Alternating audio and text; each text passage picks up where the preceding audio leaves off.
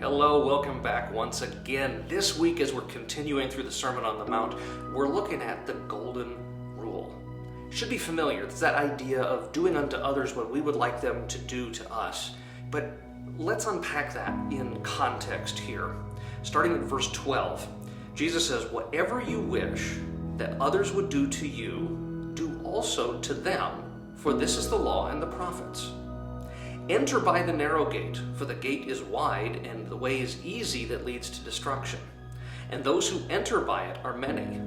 For the gate is narrow and the way is hard that leads to life, and those who find it are few." So it begins with this idea that we're not to focus our time and effort on ourselves, really, with this, but think about when you're wanting something, when you're concerned with the way in which people treat you, first of all, think about, how am I offering to treat others? How am I caring for? How am I thinking of somebody else first? Rather than being concerned with, well, if you treat me well, then I'll treat you well. And then Jesus moves from there into this discussion on the wide and the narrow gate. In the discussion guide, I share a little story about my parents and when we were growing up. Every 2 years we went on a family vacation, and it was always the same journey or the same purpose, but the destination was always different. My dad's parents, they were constantly moving. Every couple of years, they were moving somewhere else. So it's like this year it's in Colorado, and then they're in Kansas, and then they're in Indiana, and then back to Colorado, and then they're in Kansas again. And some of the time, literally one time they were back literally in the same house they had sold several years earlier.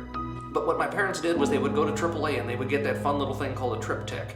And it would be this little book that had the route mapped out for you, because my dad's goal with driving is to go point A to point B with as little in between as possible.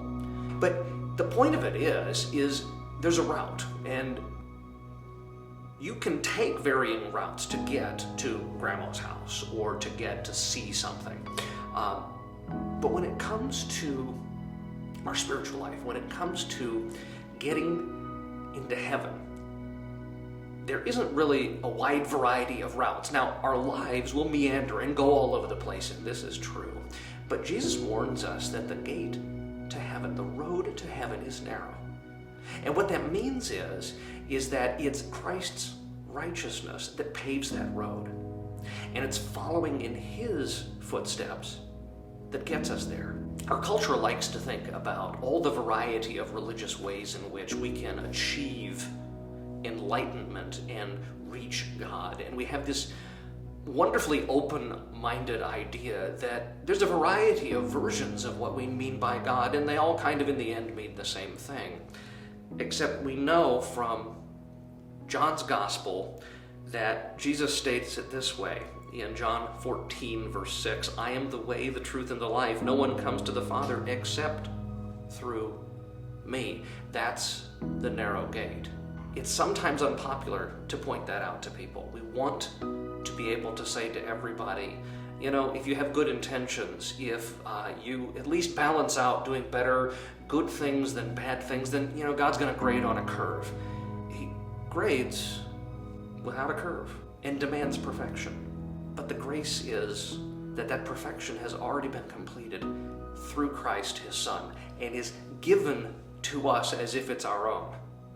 So the perfection is demanded and it's provided, both by God. That's the narrow path that we need to not trust in ourselves or any other wonderfully concocted religion that we think may get us to heaven, but to follow the one true God who has already said, "Here's the way. My Son, He's the way, He's the truth, and in Him there is life." God bless, and I'll see you next week.